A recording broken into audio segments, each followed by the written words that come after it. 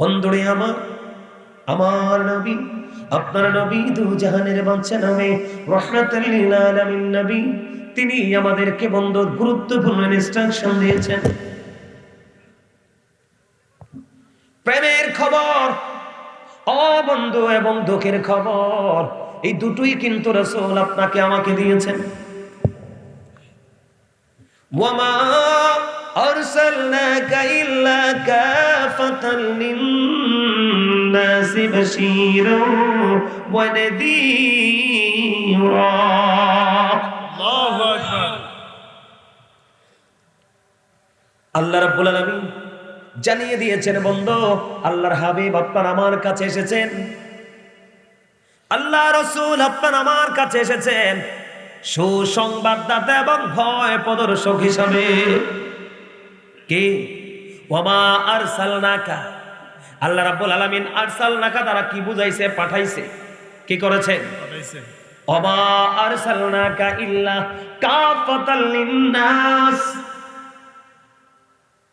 আল্লাহ রাব্বুল আলামিন আল্লাহর হাবিবকে মানব জাতির নিকট পাঠিয়েছে বাশীরা ওয়া নাযীরা, সুসংবাদদাতা এবং ভয় প্রদর্শক হিসাবে।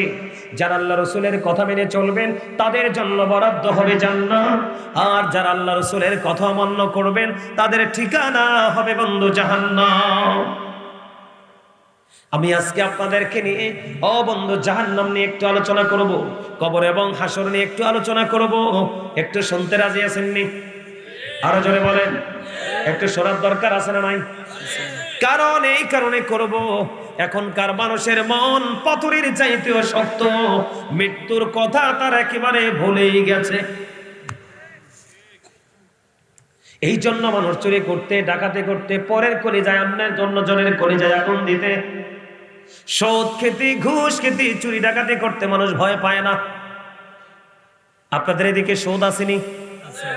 আছে? খাইছে না কি কয় রে? আছে সত্যি? ওমা, আরেকটা কই অভাব বলে নাই। সত্যি সুদ আছে আপনাদের এদিকে? সব আছে? নাউজুবিল্লাহ বলেন। আরো জোরে নাউজুবিল্লাহ। কি ভয়ঙ্কর কথা! এদিকে তাকান, রাসূল বলেছেন লা তুকবালু সালাতুন বিগাইরি তুহুর ওয়ালা সাদাকাতুম মিন কুলুব, পবিত্রতা ছাড়া ইবাদত কবুল হয় না, হালাল টাকা না হইলে দানও কবুল হয় না।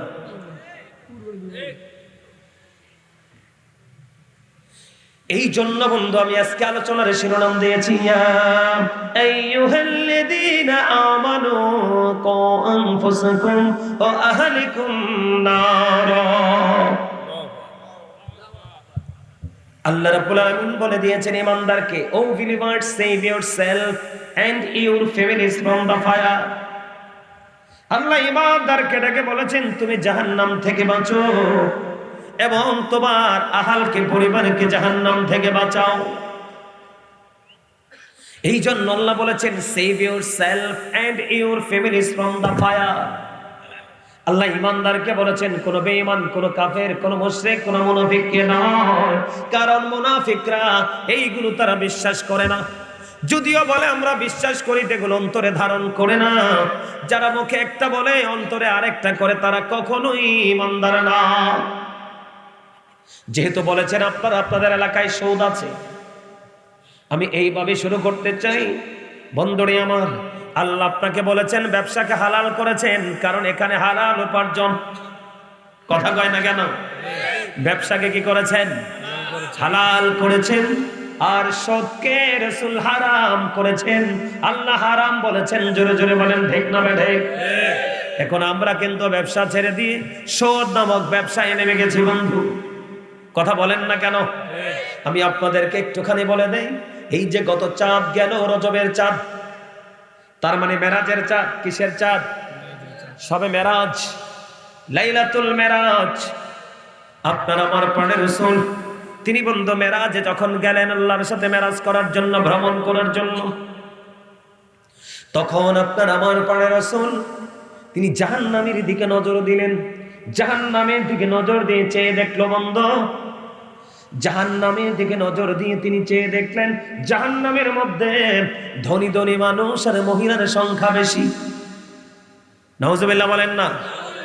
জাহান্নামের মধ্যে ধনী ধনী মানুষ আর মহিলার সংখ্যা বেশি। আর জান্নাতের দিকে নজর দিয়ে চেয়ে দেখলো পুরুষের সংখ্যা বেশি আর গরিব মানুষের সংখ্যা বেশি। সুবহানাল্লাহ বলেন না। জান্নাতে কার সংখ্যা বেশি? বন্ধুরে আমার, জান্নাতের মধ্যে পুরুষ এবং গরিব মানুষ বেশি, আর জাহান্নামের মধ্যে ধনী এবং নারী বেশি। এর মধ্যে আমার রাসূল দেখতে পাইলেন জাহান্নামের মধ্যে এক একটা মানুষের পেট এক একটা ঘরের মতো বড় বড়। বন্ধুরে আমার, জিব্রাইলকে প্রশ্ন করলেন, ও জিব্রাইল, বলে দাও না রে, এই যে ঘরের মতো বড় বড় পেট না মানুষগুলো এরা কারা রে? এবার আমার রাসূল একটা যখন প্রশ্ন করলেন, জিব্রাইল একটা ডাক দিয়ে বললেন, ইয়া রাসূলুল্লাহ, ইয়া হাবিবাল্লাহ, নবী গো, ও প্রাণের নবী, এই মানুষগুলো হলো দুনিয়ার শত্রু। আমার রাসূল বললেন, এদের পেটের মধ্যে শুধু সাপ আর বিচ্ছু দেখা যায়। সবচেয়ে বড় ভয়ঙ্কর খবর, যারা শোধ লাগাচ্ছেন আর শোধ খাওয়ার স্টাইল কি জানেননি? আপনাদের এখানকার স্টাইল তো জানি না। হাওলাত চাইলে কিন্তু টাকা দিবে না, বলবে বোন হারাম তো নাই। মহিলারাও কিন্তু শোধ খায় আমাদের এদিকে। আমার আশেপাশে, আমি যেখানে আছি আশেপাশে মহিলারাও শোধ খায়। হাওলাত চাইলে কই বুবু গো, নাই তো নাই। কিন্তু যদি বলেন বুবু তোমাকে মাস শেষে আমি কিছু দিব ইন্টারেস্ট, বুবু এবার বলবে আমার কাছে টাকা নাই, দাঁড়াও ম্যানেজ করতে পারবো। কই কি? কয় আমার বড় দুলাভাই বিদেশ থাকে, আপার কাছে টাকা আছে। একদম ঢাকা মিথ্যা কথা। কারণ হাওলাত দিবে না, সে শোধ দিয়ে টাকা বাচ্চা দিবে। কথা বল না কেন? আরো জোরে বলে। বন্ধুরে আমার কথায় রাগ করবেন না। এই জন্য আমি আপনাদেরকে বলে দেই, পুরুষ নারীরা উভয়ে শোধের সাথে যুক্ত।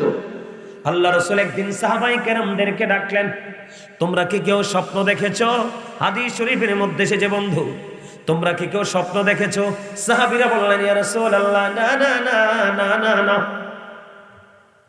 আমরা কোনো স্বপ্ন দেখিনি। রাসূল বলেছেন, আমি একটা স্বপ্ন দেখেছি, তোমাদেরকে জানাবো কি? এবার সাহাবীরা বললেন, ইয়া রাসূলুল্লাহ, ইয়া হাবিবাল্লাহ, নবী গো, জানিয়ে দেন জানিয়ে দেন। এবার আমার রাসূল অনেক লম্বা হাদিস বন্ধু, এর মধ্যে গুরুত্বপূর্ণ একটা জায়গা আমি ফাইন্ড আউট করেছি বন্ধুরে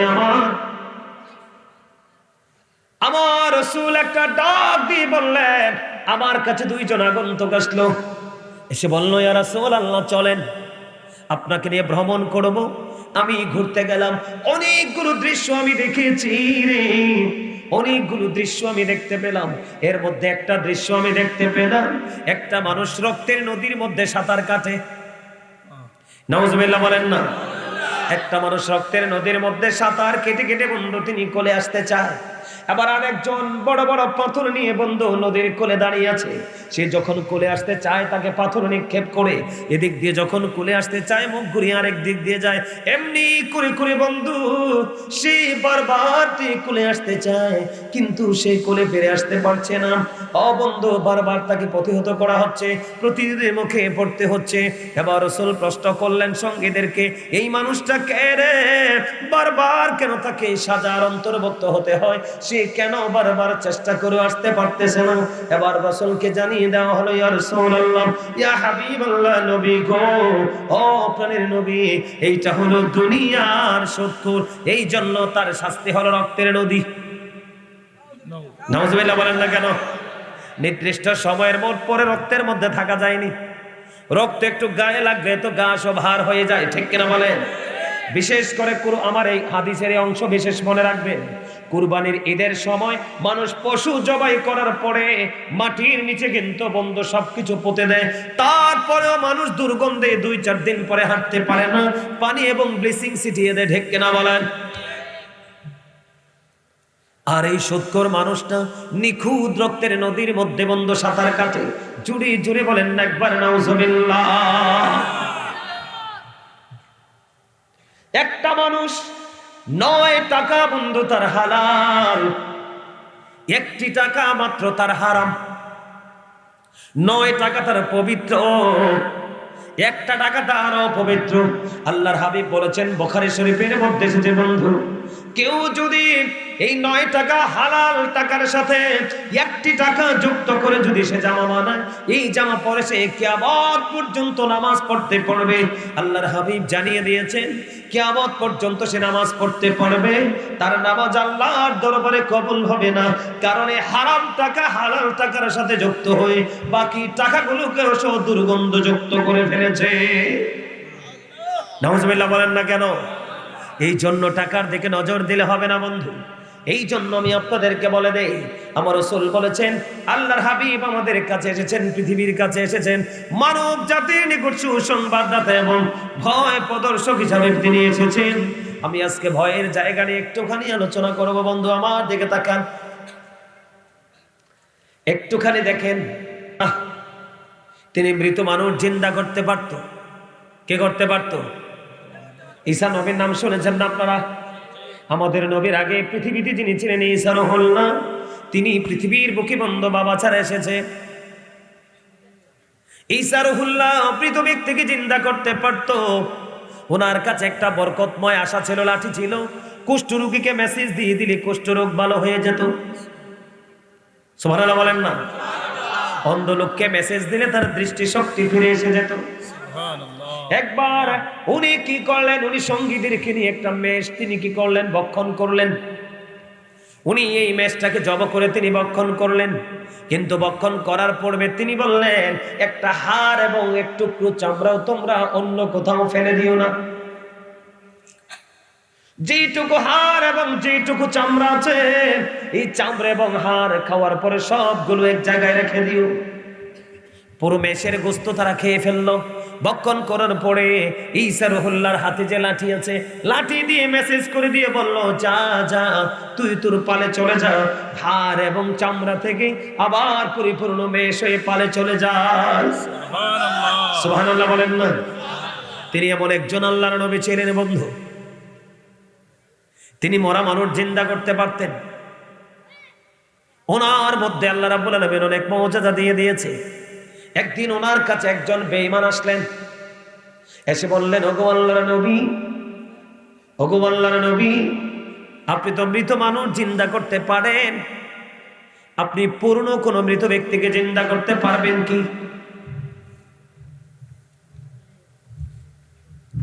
আপনি তো মৃত ব্যক্তিকে জিন্দা করতে পারেন,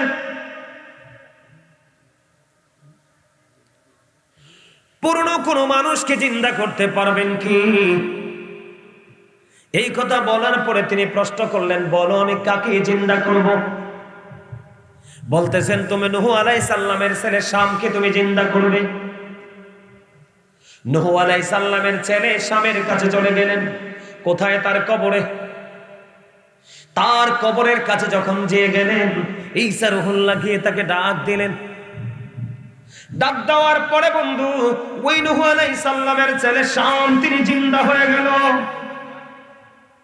জিন্দা হয়ে যাওয়ার পরে এবার দেখা গেল তার এই দাড়িগুলো, চুলগুলো পাইকা সাদা হয়ে গেছে। ওনাকে প্রশ্ন করা হলো, আপনাদের জামানায় মানুষের তো চুলদাড়ি পাকতো না, কিন্তু আপনার চুলদাড়িগুলো কেন পেকে গেল? তিনি বললেন, আমার মনের মধ্যে এমন ভয় এবং আতঙ্ক তৈরি হয়েছে, আমার কাছে মনে হয়েছে আজকে জানি কিয়ামত কায়েম হয়ে যাবে। খেয়াল করেন, ঈসা রুহুল্লাহ বলল, আপনি যে মৃত্যুবরণ করেছেন আপনার বয়স কত? কয়, আমি যে মৃত্যুবরণ করেছি আমার মৃত্যুবরণের বয়স হলো 4000 বছর। এবার ওনাকে প্রশ্ন করা হলো, মৃত্যুটাকে আপনি কেমন পেয়েছেন? ওই নূহ আলাইহিস সালামের ছেলে শাম একটা ডাক দিয়ে বললেন, ওগো নবী, নবী গো, আমি মৃত্যুবরণ করেছি 4000 বছর হয়েছে, আমি সব কিছু ভুলে গেছি, এখনো পর্যন্ত আমি মৃত্যুর যন্ত্রণা বলতে পারি না। এই মৃত্যু আমাদের মানুষের আছে কিনা? এই পটিয়ার মানুষের আছে কিনা? তাদেরকে মৃত্যুর ভয় আসেনি? যদি থাকতো তাহলে একটা লোকও ঘরে থাকতো না। কথা বলেন না কেন? মৃত্যুর ভয় নেই, মৃত্যুর ভয় নেই। যদি ভয় থাকতো মানুষ ঘুমাতে পারতো না বন্ধু। কবরের কথা যদি চিন্তা করতো মানুষ ঘুমাতে পারতো না। বন্ধুরে আমার, মূসা নবী যখন ইন্তেকাল করলেন, ওনাকে প্রশ্ন করা হলো, নবী গো, আপনি আপনার মৃত্যুটাকে কেমন পেয়েছেন গো নবী? আমাদের নবী মূসা তিনি কিন্তু যেমন তেমন নবী নয়। 1,24,000 নবী রাসূলের মধ্যে 8 জন নবীকে আল্লাহ রাব্বুল আলামিন স্বর্গীয় উপাধি দিয়েছেন। এর মধ্যে একজন হলো Musa Kalimullah. There is no God but Allah. Mousa spoke to Allah. আল্লাহ ছাড়া কোনো মাবুদ নেই, কোনো উপাস্য নেই, কোনো ইলাহ নেই। মূসা আল্লাহর সাথে কথা বলেছেন।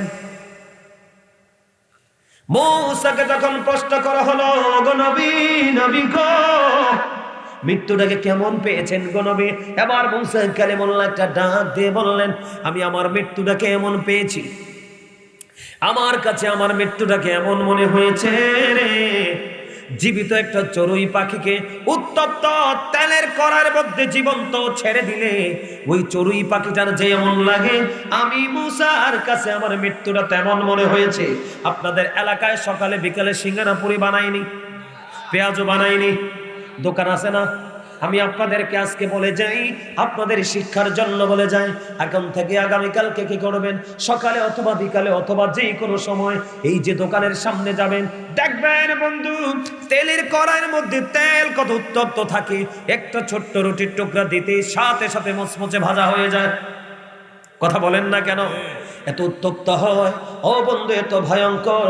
মূসা নবী আল্লাহর সাথে কথা বলেছেন এবং 8 জন স্বর্গীয় উপাধি প্রাপ্তের মধ্যে একজন নবী। উনি যদি বলতে পারে আমার মৃত্যুটাকে আমি এমন পেয়েছি, জীবিত একটা চড়ুই পাখিকে জীবন্ত ছেড়ে দিলে উত্তপ্ত তেলের কড়াইয়ের মধ্যে যেমন হয় রে, আমি মূসা আমার মৃত্যুটাকে তেমন পেয়েছি। জুড়ে জুড়ে একবার বলেন না আল্লাহু আকবার। সকল নবীর মধ্যে শ্রেষ্ঠ নবীকে, সকল নবীর মধ্যে শ্রেষ্ঠ নবীকে বলতে পারেন না? আমাদের নবী নাম কি? হযরত মুহাম্মদুর রাসূলুল্লাহ সাল্লাল্লাহু আলাইহি ওয়াসাল্লাম। আপনারা ইতিপূর্বে এখনকার ডিজিটাল মোল্লারা ওয়াজ করে না? এখনকার ডিজিটাল মোল্লারা আছে ফতোয়া দেওয়ায় নিয়ে ব্যস্ত, বেদাত বেদাত বেদাত। কোনো কথা বল না কেন? দেখবেন এটা করো না বেদাত, ওইটা করো না বেদাত, বেদাতের প্যাকেট নিয়ে আছে। কথা বলেন না কেন? বন্ধুরে আমার, সব জায়গায় ডিজিটাল শব্দ ইউজ করা যায়, কিন্তু ইবাদতে ডিজিটাল চলে না। আমি আপনাদেরকে আরেকটা প্রেমের খবর শোনাই। হযরত ইদ্রিস আলাইহিস সালামের নাম তো শুনেছেন। বন্ধুরে আমার, তিনি এমন একজন নবী ছিল, তিনি কন্টিনিউয়াসলি তিনি রোজা রাখতেন। তিনি যখন রোজা রাখতেন, ওনার ইফতার গুলো বন্ধ জান্নাত থেকে আসতো। আমাদের সুবহানাল্লাহ মজা হয় না? সুবহানাল্লাহ। আপনারা সুবহানাল্লাহ মজা করে বলেন, কারণ আল্লাহ দুর্বল ইমানদারের চাইতে শক্তিশালী ইমানদারকে বেশি পছন্দ করে। আল্লাহর কাছে দুর্বল ইমানদারের চাইতে শক্তিশালী ইমানদার বেশি গ্রহণযোগ্য। এখানে মাশাআল্লাহ ভালো মানুষ আছেন, কম না তো? আপনারা আওয়াজ দিলে তো এই পুরো বাগানটা মুখরিত হয়ে যায়। আওয়াজ তুলে কোন সুবহানাল্লাহ, সুবহানাল্লাহ, আর যারা বলেন সুবহানাল্লাহ। ঘুম চলে আসছে, আলোচনাকে বন্ধ করে দেব নাকি শুনবেন? আরো শোনার দরকার আছে না? কারণ মাহফিল তো আর প্রতিদিন হয় না, বছরে একদিন, একটা রাতের কিছু অংশ। তো এইটুকু সময় যদি আমরা আল্লাহ রসুলের জন্য কুরবানি করতে না পারি, তাহলে মুখ দেখানোর রাস্তা আসেনিও আছে? আমার দিকে তাকার বন্ধ, অত্যন্ত শিক্ষণীয় বিষয়। তিনি যখন রোজা রাখতেন, ইফতার গুলো বন্ধ জান্নাত থেকে আসতো, অবশিষ্ট যেগুলো ছিল সবগুলো আবার রিটার্ন চলে যেত জান্নাতে। সুবহানাল্লাহ বলেন না? আল্লাহ রাসূল বলেছেন, আদিবু আওলাদাকুম আলা থালাথি খিসানিন হুব্বি নবিকুম ওয়া হুব্বি আহলি বাইতিহি ওয়া আলা কিরাতিল কুরআন। রাসূল বলেছেন, বাবা এবং মা আপনাদেরকে আল্লাহ রাসূলের ইনস্ট্রাকশন দিতেছে। রাসূল বলেছেন, তোমরা তোমাদের সন্তানদেরকে 3টি বিষয় শিক্ষা দাও। কয়টি? একটা হলো হুব্বি নবিকুম, তোমরা তোমাদের সন্তানদেরকে নবীর মহব্বত, নবীর ভালোবাসা শেখাও, কারণ এটা শিখা এবং শিখানো ঈমান এবং ফরজ।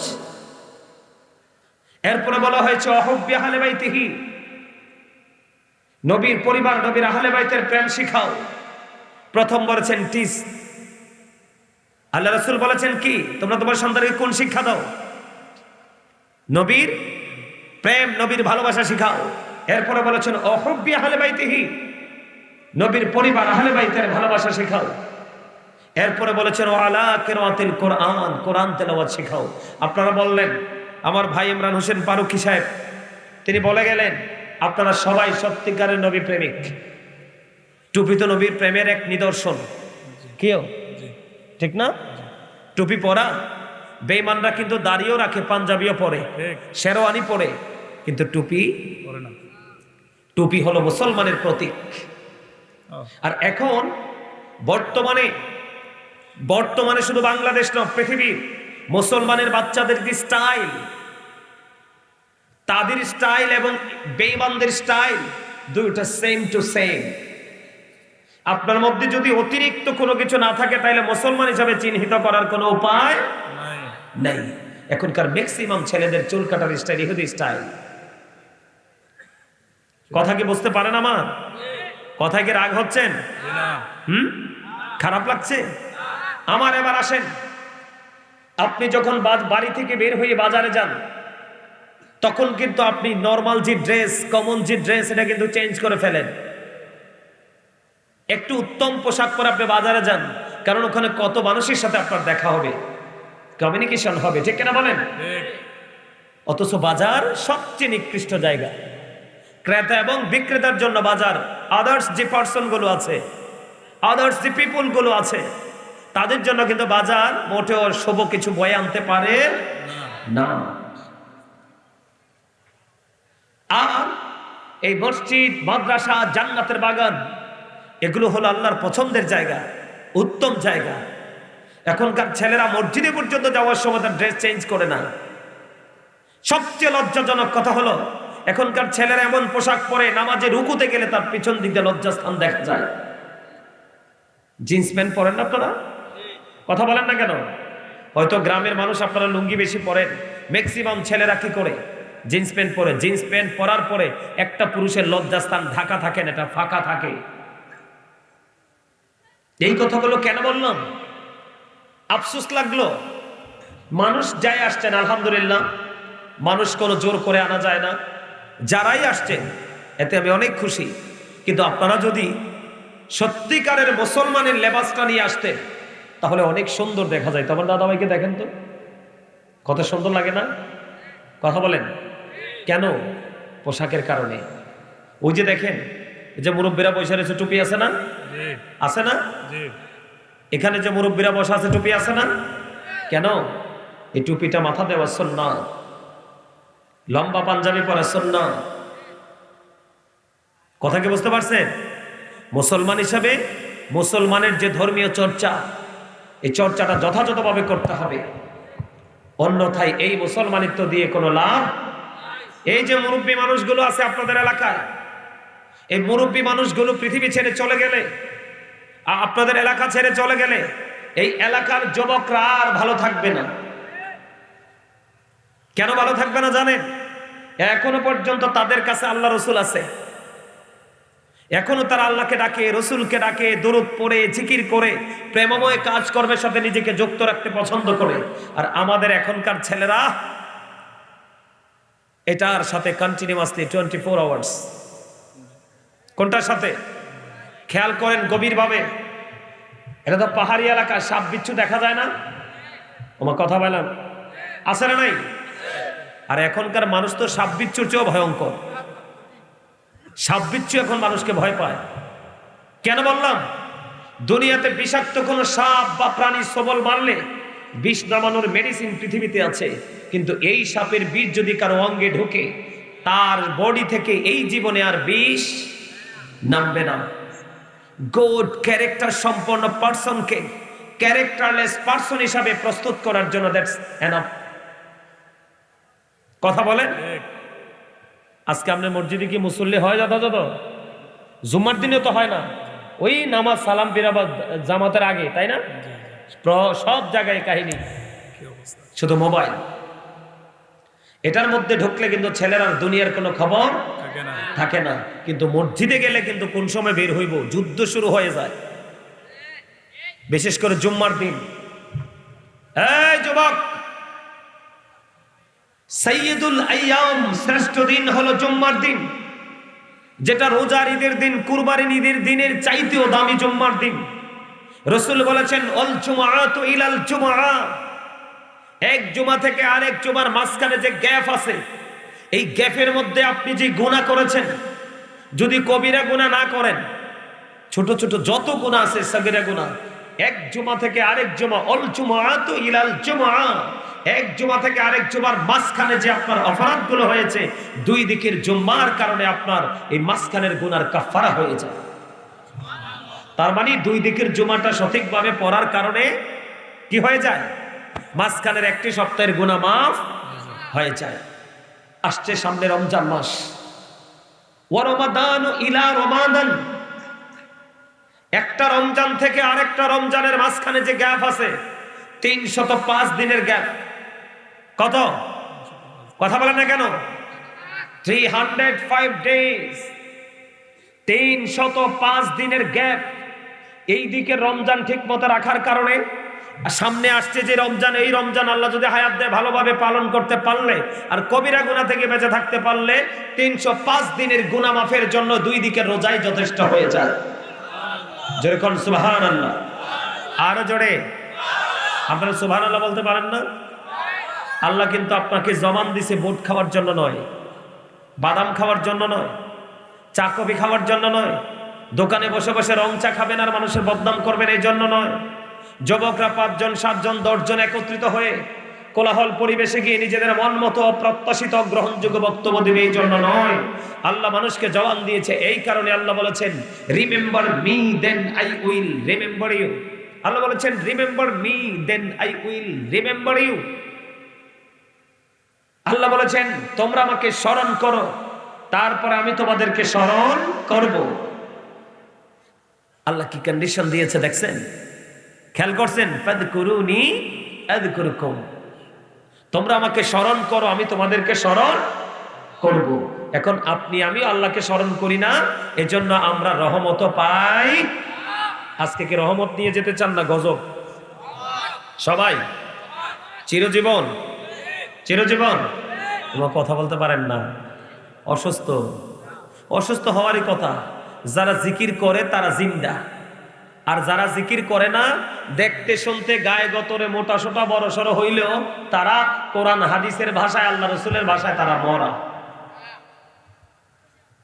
যারা জিকির করে তারা কি জিন্দা, আর যারা জিকির করে না তারা কি মরা। কে বলেছে? এবার আসেন আমি আমার মূল আলোচনা একটু যাইতে চাই, কারণ আলোচনার একটা নির্দিষ্ট বিষয় আছে। সে বিষয়টা হলো, এদিকে তাকান, সম্মানিত উপস্থিতি আমার দিকে তাকান। এই যে মাথা থেকে পা পর্যন্ত এই বডিটা, এই দেহটা, এটাকে আমরা কি বলি? মানুষ। ইংলিশে কি বলা হয়? ম্যান অথবা পার্সন। আর আল্লাহর কোরআনের ভাষায় খেয়াল করেন, আল্লাহর কোরআনের ভাষায় কি বলা হয়? আল্লাহর কোরআনের ভাষা আল্লাহ বলেছেন, কখনো কখনো বলেছেন ইয়া আইয়ুহান নাস, আবার কখনো কখনো বলেছেন ইয়া আইয়ুহাল ইনসান। তার মানে এই মানুষটা কোনটা? এই মানুষটাকে, যে মানুষটা পরিচালনা করছে, এই ভিতরে আরেকটা মানুষ আছে, যেটাকে আল্লাহর কোরআনের ভাষায় বলা হয় রূহ, ইংলিশে এটাকে বলা হয় সোল, বাংলাতে এটাকে বলা হয় আত্মা। আল্লাহ বলেছেন say the soul is the warder of my Lord, ক্বালির রূহু মিন আমরি রাব্বি, first tense, present tense, future tense. আল্লাহ রাব্বুল আলামিন বলতেছে আত্মাটা হলো জাস্ট আল্লাহর অর্ডার, নির্দেশ। এটার কোনো ক্ষয় নেই, এটার কোনো মরণ নেই, এটার কোনো বিনাশ নেই। এটা জাস্ট স্থান পরিবর্তন করে, প্লেস চেঞ্জ করে। কথা কি বুঝতে পারছেন? এবার আসেন, আমি এখানে কেন আসলাম? এখানে আসার কারণ হলো এটা, আপনাদেরকে যেন সহজে বোঝাতে পারি। যখন আপনার আমার দেহের মধ্যে রুহু আসে নাই, তখনও কিন্তু আপনার আমার জন্ম হয়ে গেছে। কোথায়? রুহের জগতে। কোথায়? আলমে আরোহায়। আপনার আমার এই দেহটা, এই মানুষটা কিন্তু এখনো পৃথিবীতে হয় নাই বা আসে নাই, তখনও কিন্তু আপনার আমার জন্ম হয়ে গেছে। কোথায়? আলমে আরোহায়, রুহের জগতে। কিন্তু তখন কি আপনার আমার নাম রাখা হয়েছিল? যখন ওখান থেকে রুহুটা আপনার আমার দেহের মধ্যে আসলো, পৃথিবীতে মায়ের উদর থেকে আসলাম, নাম রাখা হলো, সেই নামে এই পর্যন্ত ডাকা হচ্ছে। ওই পর্যন্ত আপনাকে আমাকে ডাকবে যতক্ষণ পর্যন্ত আপনার আমার দেহে প্রাণ পাখিটা থাকবে। যেদিন এই দেহ থেকে প্রাণ পাখিটা বের হয়ে যাবে, সেদিন আপনার আমার নামের আবে একটা শব্দ যুক্ত হবে, মরহুম। তার মানে I am a dead, you are dead. আমি, আপনি, আমরা সবাই মৃত। কতক্ষণ পর্যন্ত জিন্দা? যতক্ষণ পর্যন্ত দেহের মধ্যে প্রাণ পাখিটা থাকে।